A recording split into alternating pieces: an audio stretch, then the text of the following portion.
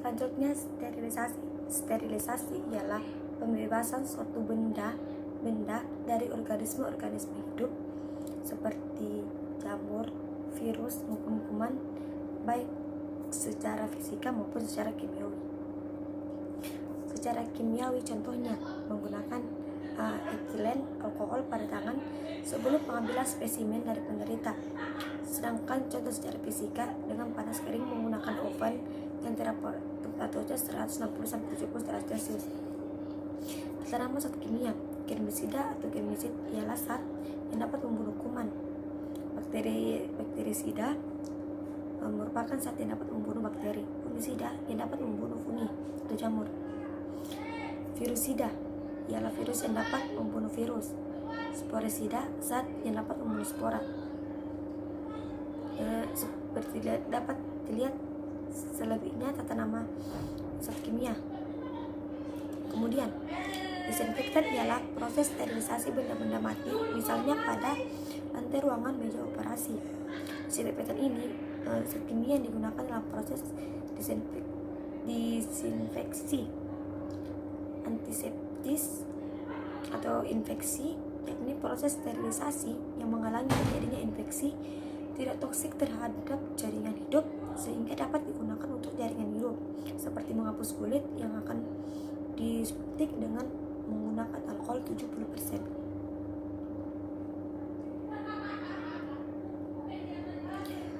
Waktu adalah suatu variabel penting dalam destruksi mikroorganisme dengan cara fisika maupun secara kimiawi.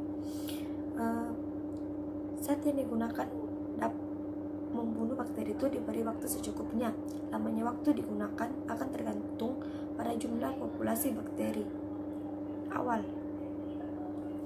Cara-cara sterilisasi dan disinfektan dapat dilakukan menggunakan pertama, pembersihan dengan mencuci tangan menggunakan sabun dengan air yang mengalir. Kedua, menggunakan sinar matahari, sinar ultraviolet, sinar X dan sinar gamma. Sinar ultraviolet dalam sinar matahari ini bersifat germisida yang dapat membunuh bakteri untuk bentuk vegetatif maupun bentuk spora. Walaupun untuk membunuh bentuk sporanya tersebut menggunakan waktu yang lama. Sinar X dan gamma dapat membunuh mikroba karena merusak DNA dan menyebabkan ionisasi komponen sel lainnya. Radiasi dengan sinar X dan sinar gamma sering digunakan untuk sterilisasi benda-benda yang tidak tahan pada suhu tinggi, misalnya pompa suntik dan plastik, obat-obatan dan alat operasi. Dan yang ketiga, pendinginan. Suhu rendah ini dapat menyebabkan pertumbuhan dan perkembangan mikroba tertentu terhenti. Cara ini untuk menguatkan bahan makanan yang mudah membusuk, misalnya daging. Karena pada suhu terendah ini, makanan tidak akan dirombak oleh bakteri tertentu sehingga Neisseria gonorrhea terutama pallida. Lemari pendingin yang digunakan pada suhu 20 derajat Celcius untuk melakukan mencegah pembusukan pada makanan. Pemanasan dapat digunakan menggunakan pemanasan basah atau klap.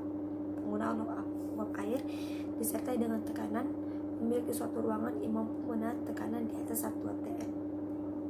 Cara kerja, alat ini dibungkus menggunakan kertas biasa atau kertas bekas, kemudian dimasukkan ke dalam kantong plastik dan diberi air. Setelah air mendidih akan dibentuk uap air. Uap ini dilahirkan dengan uap ventrilis. Uap ini akan menambah tekanan lalu diikuti dengan suhu ruangan mencapai tekanan 1/2 atm dan suhu 120 derajat Celcius. Kurang waktu suhu 110 sampai 20 menit agar semua bentuk bakteri seperti hidup ini akan mati. Contoh autoklaf pada gambar di samping. Merebus atau boiling merupakan teknik desinfektan termurah dan termudah, dapat dilakukan di rumah dengan waktu kurang lebih 15 menit. Setelah air mendidih dan sel vegetatif akan mati pada waktu 5-10 menit. Pasteurisasi, yakni satu cara yang dilakukan dengan pemanasan untuk mengurangi jumlah pembusukan. Cara ini dipakai pada susu, yakni mematikan Mycobacterium tuberculosis, bergula SP, salmonella SP, susu yang dipanaskan pada 65 derajat Celcius selama 30 menit.